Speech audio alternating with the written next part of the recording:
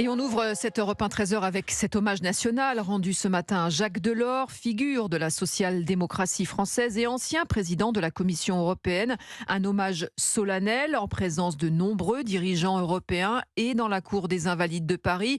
Alexandre Chauveau, Emmanuel Macron a prononcé l'éloge funèbre en mettant l'accent sur le parcours européen de Jacques Delors. Oui, évidemment, car c'est ce qui aura marqué la vie de Jacques Delors, au moins autant que sa vie politique en France. Éloge funèbre d'une vingtaine de minutes, prononcé sous les yeux de Martine Aubry, de nombreux dirigeants socialistes ou européens, et alors que le cercueil de Jacques Delors, drapé de bleu, blanc, rouge, trônait au centre de la cour des Invalides. Emmanuel Macron, lui, n'a jamais rencontré Jacques Delors, mais les deux hommes avaient en commun l'engagement pour l'Europe.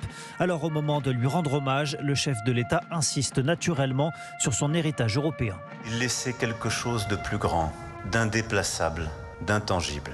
Une empreinte française et européenne.